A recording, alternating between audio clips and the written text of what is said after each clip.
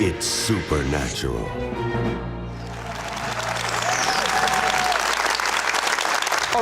Bonjour, c'est Trot ici. Bienvenue dans mon monde où il est naturellement surnaturel. Il y avait un évangéliste qui est maintenant au paradis, son nom est Helen. Je n'ai jamais eu le privilège de le voir, mais les miracles qui se sont passés au travers de son ministère, je ne pense pas que nous ayons eu beaucoup de ministères qui ont eu autant de miracles. Mais un jour, un jeune homme qui faisait du mentorat, Erwin Schambach, fut témoin d'un miracle au-delà de presque tout ce que j'ai même lu dans la Bible, et cela a été suffisant pour déclencher sa foi et d'avoir un grand ministère de miracles sous une tente partout dans les États-Unis d'Amérique et dans les parties du monde. Sa fille a été encadrée par RW, et RW est maintenant au paradis, et elle s'est construite sur ses épaules. Et je vais vous dire quelque chose. J'aimerais avoir RW pour décrire ce que ce miracle, qu'il a vu de ses propres yeux, était incroyable. Mais cela a catapulté sa foi. Chaque fois qu'il partageait cela, des miracles éclataient. Êtes-vous prêt pour un miracle? Are you ready for a miracle?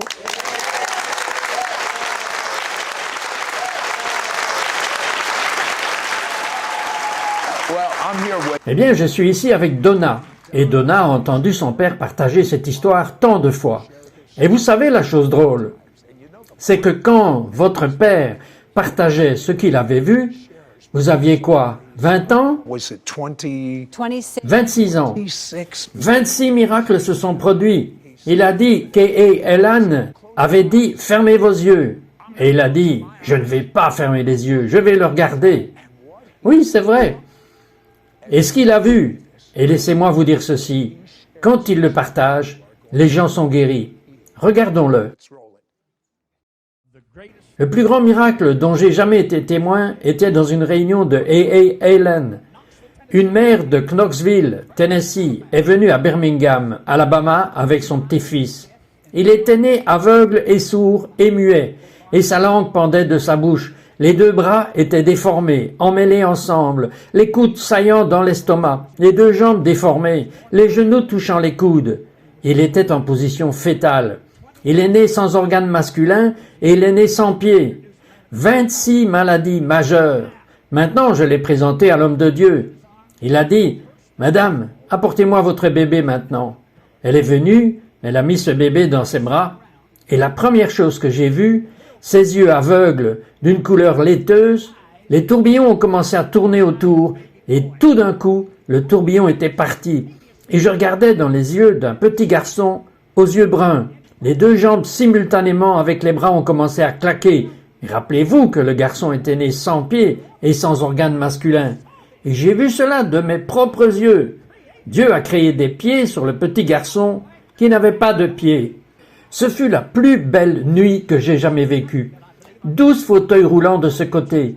De ce côté se trouvaient 15 brancards qu'ils avaient apportés de l'hôpital. Tout d'un coup, quand ils ont vu ce miracle de ce petit garçon, tous ceux qui étaient en fauteuil roulant, personne ne leur a imposé la main, mais tous se sont levés comme si un sergent leur avait donné l'ordre de se lever. Et ils sont sortis des fauteuils roulants totalement guéris par la puissance du Christ vivant. Chaque œil a quitté les fauteuils roulants et tous les yeux se sont tournés vers les brancards. Et tous ceux qui étaient dans ces brancards se sont levés et sont sortis totalement guéris par la force de Dieu. Totally healed by the power of Christ.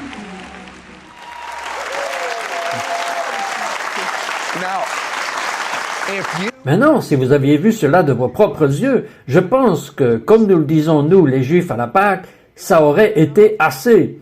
Mais ce que nous allons voir va faire de cela une ligue mineure. Donna, vous avez été élevé sous la tente. Vous alliez avec votre père, je suis sûr, à plusieurs de ces réunions. Comment était-ce sous cette tente? What was it like under that tent? Vous savez, en grandissant sous la tente, évidemment, nous avons vu tant de gens guéris tout le temps.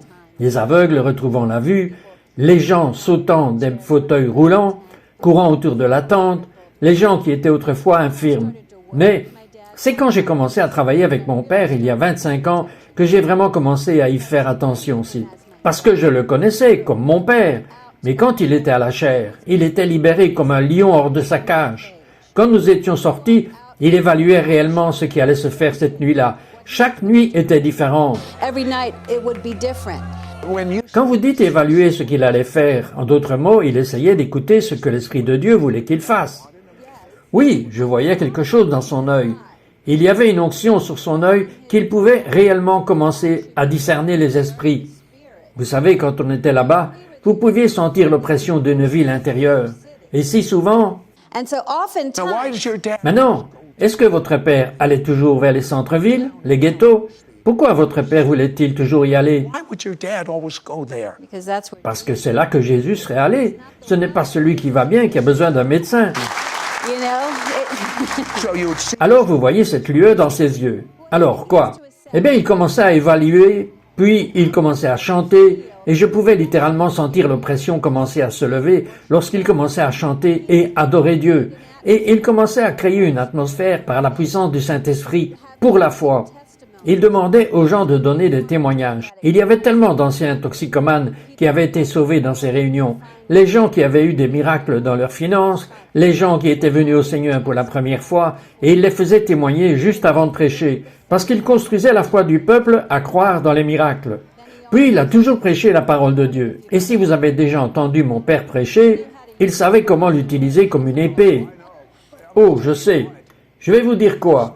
Cet homme mettait toutes les fibres de son être quand je le voyais sous la tente, et il y avait quelque chose de si spécial. Ces réunions sous tente reviennent, et vous et moi avons discuté de cela. Elles vont être sur toute l'Amérique. all over America. So Donna, Alors, Donna, pourquoi avez-vous été si réticente à opérer dans les miracles? Je veux dire, vous êtes la fille de R.W. Eh bien, c'est probablement pour ça. Je venais d'un arrière-plan d'enseignement, et quand mon père m'a demandé de venir prêcher sous la tente dans les services de l'après-midi, je pensais faire mes 3 points et mes messages illustrés. points and my illustrated you message. were Vous étiez enseignante. Oui, j'étais enseignante, je pensais que c'était suffisant. Et nous étions à Baltimore, Maryland. Je n'oublierai jamais ce jour-ci. Je venais de prêcher un chef-d'œuvre de sermon. Enfin, à mon avis. J'ai fait un appel à l'autel. Il y avait des larmes, il y avait des pleurs, des mouvements du Saint-Esprit. Je me suis sentie satisfaite. Seigneur, je sais que c'est fini maintenant. J'ai fermé ma Bible et le Seigneur m'a dit, tu n'as pas encore fini. Et dans ma tête, j'ai dit, mais de quoi parles-tu? Il a dit, tu n'as pas prié pour les malades. Et c'est ce qui se passait dans mon esprit et j'ai dit, mais c'est le travail de papa. Dad's job. yeah, that's the Oui, c'était la réunion du soir. Vous n'en étiez qu'à l'acte d'échauffement. Ce n'était pas assez. Et il m'a dit, il y a des gens malades ici qui ont besoin d'être guéris. Tu dois aller prier pour les malades. Et dans mon cœur, j'ai dit, mais s'ils ne sont pas guéris. Et vous voyez, le Seigneur a mis son doigt sur mon manque de foi. Il a dit, tu fais ce que je te dis de faire et tu regardes ce que je ferai. Et tout d'un coup, mes yeux sont allés tout droit. Et au premier rang se trouvait une femme plus âgée avec un mal de tête avec la grippe. Mais il y avait une femme avec un corps protégé de sa hanche jusqu'aux orteils. Et le Seigneur m'a dit de marcher vers elle. Mais dans votre état, vous auriez eu un problème avec un mal de tête. Oui, j'aurais eu un problème avec le mal de tête, c'est exact. C'est pour que tout le monde le voie. Et donc, je n'ai pas su ce que je faisais. J'ai marché vers elle, j'ai fait la chose religieuse, et j'ai dit, « Madame, pourquoi êtes-vous venue ici ?» Elle a dit, « Je suis venue pour être guérie. » Eh bien, c'était mon premier encouragement. Elle avait la foi. J'ai dit, « Pourquoi ne pas vous lever ?» J'ai mis mon bras autour de son bras, j'ai dit, « Faisons un pas pour le Père. » Et cela me paraissait religieux. Alors, nous avons fait un pas pour le Père. Et j'ai dit, allons-y, prenons-en un de plus pour le Fils. Et elle a délicatement fait le pas suivant. Et j'ai dit, faisons un pas pour le Saint. Et je n'ai pas su sortir le mot esprit, parce qu'un éclair a dû la frapper depuis la salle du trône, et elle a crié si fort que cela m'a fait peur à mort. Tout le public a commencé à hurler. Elle a couru autour de la tente et le prédicateur de la foi se tenait là en disant, « Oh, regardez à Dieu, regardez à Dieu. » Look at God. I'm just Je suis juste curieux. Quand vous vous êtes retrouvée toute seule, après tout ce qui s'était passé, je parie que vous étiez une femme reconnaissante à Dieu. Vous savez, je ne pouvais pas m'arrêter d'en parler. Je suis allé vers elle et je lui ai dit, « Qu'est-ce qui n'allait pas avec vous ?» Elle m'a dit qu'un bus de la ville l'avait frappée 3 ans auparavant. Les médecins avaient essayé que les os se recollent, mais elle n'avait jamais été guérie. Mais en un instant, Dieu l'a touchée. Et je pense souvent, Sid, Qu'est-ce qui se serait passé si je n'avais pas supplié Dieu? Cela aurait été facile. Oui. Et qu'est-ce qui se serait passé si j'avais reculé? Mais Dieu, non seulement l'a guéri, mais il a ouvert la porte de mon esprit de voir que les signes suivront ceux qui auront cru. Believed. Parlez-moi de la femme avec les mains recroquevillées. J'étais au Canada et c'est là que j'ai appris comment la compassion fonctionnait. C'est vraiment, je l'appelle l'émotion du Saint-Esprit parce que je descendais une ligne de prière et j'ai vu cette femme avec les mains recroquevillées. Elle ne pouvait pas les déplacer. Je n'ai pas eu à réfléchir, mais l'Esprit de Dieu en moi a juste déplacé mes mains pour les enrouler autour de ses mains. Et lorsque je l'ai fait, elles se sont immédiatement ouvertes et elle a juste commencé à plier ses mains d'avant en arrière. C'était un instant, mais c'était une impulsion de compassion du Saint-Esprit qui m'a conduit vers elle. Of compassion that led me to her. Now, I Maintenant, je vois que vous avez ce don. Vous ne pouvez pas l'évoquer, de compassion. Maintenant, étant la fille d'un évangéliste qui, je dois le croire, était attaqué sans pitié par des gens, le diable les inspirant, comment se fait-il que vous avez encore aujourd'hui cette compassion? Comment se fait-il que vous ne soyez pas amer et endurci avec tout ce que vous avez vu dans les coulisses? behind the scenes. Because Parce que la plus grande joie dans ma vie, c'est de voir une vie touchée par la puissance de Dieu. Et vous savez, je dois donner crédit à mes parents. Parce que quand j'étais adolescente, ils ne m'ont pas emmené à la patinoire ou au cinéma. Ils m'ont emmené dans les centres-villes et ils m'ont laissé côtoyer les gens qui étaient beaucoup moins chanceux que moi. J'ai vu des enfants qui n'ont pas grandi avec leurs parents à la maison. J'ai vu des enfants toxicomanes et à chaque fois que je rentrais à la maison, j'étais convaincu que Dieu est vivant parce que j'avais vu des vies changer. Je ne peux pas le nier. Je serais menteuse si je le niais. La puissance de Dieu est réelle et il n'y a pas plus grande joie dans ma vie que de voir Dieu toucher quelqu'un et le libérer. and set them free. Oh, well, Vous m'avez dit que A.A. Helen et votre père vous ont passé quelques mystères qui font littéralement trembler le diable. Je veux entendre cela. Nous serons de retour après ceci. devil to tremble. I want to hear this. We'll be right back. We'll be right back to It's Supernatural. Les rites et les formes ne doivent jamais, écoutez-moi bien, ne doivent jamais dépasser la raison pour laquelle ils ont été donnés. Si les rites et les formes dépassent en valeur, en puissance et en force la raison pour laquelle ils ont été donnés, nous tombons dans la religiosité. We now return to It's Supernatural. Okay. Ok, maintenant vous êtes la fille de R.W. Schambach. Alors, on vous demande de parler quelque part. Et vous déjeunez, et il y a une très grande femme et un pasteur à table. Que vous dit ce pasteur au déjeuner? Does the pastor say to you at lunch? Before Avant le déjeuner, voudriez-vous chasser le diable de cette femme? Aviez-vous déjà fait cela auparavant? Jamais. En fait, je n'étais même pas appelé à prêcher à ce moment-là. Je venais d'avoir le nom Schambach sur moi. Et alors j'ai pensé, eh bien, pourquoi ne m'avez-vous pas donné le temps de prier avant que je vienne? Au moins. Mais nous, les Schambach, nous ne disons jamais non. Nous ne reculons jamais devant un défi, en quelque sorte, vous savez. Alors, je suis allé là-bas et j'ai fait tout ce que j'avais vu mon père et le frère Allen faire. Ils faisaient au nom de Jésus. Et j'ai fait cette danse. Je prends autorité sur toi, diable infect. Et cette femme mesurait 6 pieds 4 pouces. Et sans même me regarder, elle n'a même pas cligné des yeux. Elle ne m'a même pas dit bonjour. Et peu importe le nom que j'utilisais, elle n'a même pas cligné des yeux. Elle ne bougeait pas. Alors, finalement, j'ai pensé que je devais être plus violente avec le diable. Et j'ai commencé à lui donner des tapes dans le dos. J'ai dit « Sors, démon !» Elle n'a pas bougé. Et puis j'ai pensé « Eh bien, ça ne fonctionne pas. Alors peut-être que je peux pousser le diable dehors. » Et je n'ai pas beaucoup raconté cette histoire, mais je l'ai attrapé au visage et j'ai dit « Sors, diable !» Elle est encore restée de marbre. J'ai quitté cet endroit découragé parce que j'avais l'impression de ne pas avoir la foi. Qu'est-ce qui n'allait pas avec moi? Mon père l'a fait et le diable ne m'a pas écouté. Mais ce n'est pas 6 mois plus tard que j'étais dans un lieu de prière et d'intercession toute la journée. Je suis allé à un service du mercredi soir et j'étais assise au dernier rang. Ce même esprit d'intercession est venu sur moi. Et pendant que je priais, j'ai levé les yeux et mon pasteur regardait une femme qui était debout pour la prière. Je savais qu'il voulait que j'y aille et prier pour elle. Je n'y avais pas pensé, je n'avais pas de prière préméditée. Tout ce que j'ai fait, c'est que je suis allé mettre mon bras autour de ses épaules et j'ai chuchoté dans son oreille, « Je prends autorité sur toi, esprit de mensonge. Lâche-la !» Et immédiatement, elle a crié fort et a frappé le sol et elle est sortie libre. Ce que le Seigneur m'a montré est que l'onction vient de l'Esprit Saint. L'onction que nous avons reçue de lui, nous avons appris dans Jean 1, chapitre 2, « Il demeure en nous. » Et quand nous sommes en prière et en intercession, nous sommes vraiment alloués à la voix du Saint-Esprit pour nous donner la direction et nous montrer comment fonctionne le ministère auprès des gens. Nous ne pouvons pas faire cela par la chair. Nous ne pouvons pas y arriver. Mais nous devons libérer cette rivière de la vie qui coule en nous. Et nous parlons avec autorité, avec l'onction que le Saint-Esprit nous donne. Gives us. Tell Parlez-moi de la plus grande arme qu'a transmis Hélène à vous et à votre Père qui fait trembler le diable. into you that makes the devil tremble. You know, Vous savez, la foi est la clé qui déverrouille la porte et toute personne qui doit venir doit reconnaître que Jésus-Christ est le Seigneur. Mais souvent, notre foi devient coincée dans le monde corporel, dans le monde temporel, parce que nous vivons à l'intérieur de nos circonstances, à l'intérieur de nos douleurs. Mais il y a une clé surnaturelle que Dieu nous a donnée, et c'est la capacité.